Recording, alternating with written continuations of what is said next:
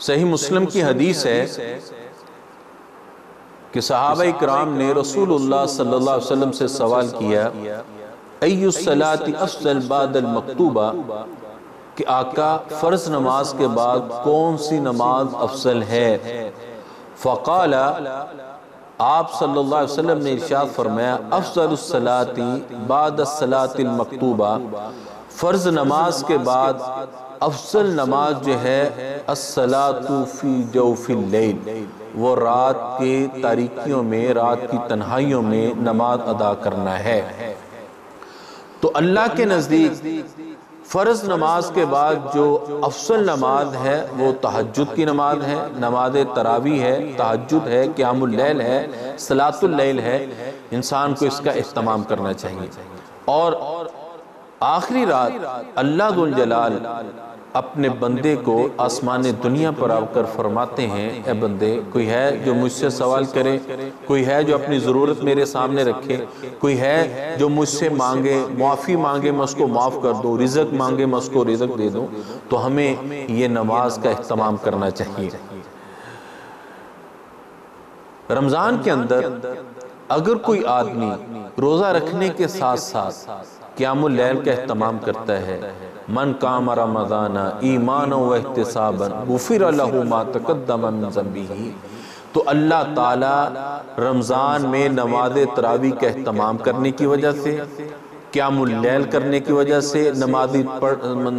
تراویح پڑھنے کی وجہ سے اللہ ذوالجلال اس کے سارے گناہ معاف کر دیتے ہیں۔ من قام رمضان ایمانا و احتسابا، لیکن قیام اللیل نماز تراویح کا اہتمام وہ ثواب کی نیت سے ہو اور اللہ پر یقین کے ساتھ ہو تو پھر اللہ تعالیٰ اس کے سارے گناہ معاف کر دیتے ہیں۔ تو اللہ پر ایمان اور نیکی کا جذبہ،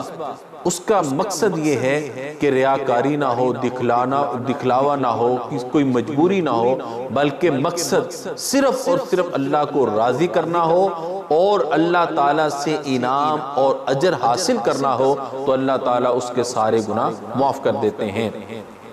بخاری کی حدیث ہے کہ نبی علیہ السلام ایک دن حضرت فاطمہ رضی اللہ تعالیٰ عنہ کے گھر تشریف لاتے ہیں تو دیکھا کہ حضرت علی اور حضرت فاطمہ رضوان اللہ علیہما وہ دونوں آرام کر رہے تھے۔ تو نبی علیہ السلام نے فرمایا کہ الا تصلیان، تم دونوں نماز کیوں نہیں پڑھتے؟ آپ کو چاہیے کہ قیام اللیل کا اہتمام کریں، اور آپ چاہتے تھے کہ میری اولاد جو ہے وہ قیام اللیل کرے، غافل نہ رہے، بلکہ یہ وہ وقت ہے، یہ گھڑی ہے جس میں اللہ ذوالجلال سے باتیں ہوتی ہیں، اللہ سے ملاقات ہوتی ہے، اللہ سے راز و نیاز کی باتیں ہوتی ہیں۔ تو میری اولاد کو چاہیے کہ رات کو کھڑے ہو کر اللہ کو منائیں، اللہ کو راضی کریں اور اس افضل عبادت کو اختیار کریں۔ حضرت ابو ہریرہ رضی اللہ تعالیٰ عنہ ارشاد فرماتے ہیں کہ نبی علیہ السلام نے فرمایا رحم اللہ رجلا قام من اللیل وایقظ امرتہ، اللہ تعالیٰ اس آدمی پہ رحم کرے جو قیام اللیل کے لیے اٹھتا ہے اور اٹھ کر اپنی گھر والی کو بھی قیام اللیل کے لیے اٹھاتا ہے۔ کیا اس کبھی حدیث سے نبی پر ہم نے عمل کیا ہے؟ کیا ہم نے کبھی اپنے گھر والوں کو نماز کے لیے اٹھایا ہے؟ آقا فرماتے ہیں جو آدمی رات کو اٹھتا ہے اور قیام اللیل کی تیاری کرتا ہے، قیام اللیل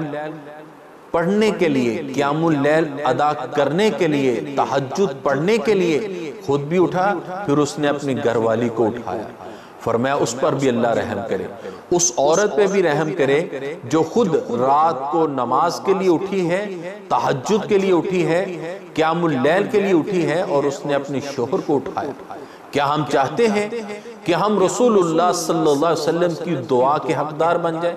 ہم بھی اس دعا کو حاصل کر سکیں کہ کبھی رات کو اٹھیں، قیام اللیل کے لیے اٹھیں، صلاۃ اللیل کے لیے اٹھیں اور خود بھی اللہ کے سامنے جھکیں اور اپنے گھر والوں کو بھی اٹھائیں، اور اللہ کے نبی حضرت محمد رسول اللہ صلی اللہ علیہ وسلم کی دعا کے حقدار بن جائیں کہ جن کی کوئی بھی دعا اللہ تعالیٰ رد نہیں کرتا ہے، کہ رحم اللہ رجلا، اللہ ایسے آدمی پہ رحم کرے، اپنی رحمت نازل کرے، اپنا کرم نازل کرے جو رات کو اٹھا قیام اللیل کے لیے اور اپنے گھر والوں کو اٹھائے۔ تو ہمیں قیام اللیل کا اہتمام کرنا چاہیے اور نبی علیہ السلام کی اس دعا کا حقدار بننا چاہیے۔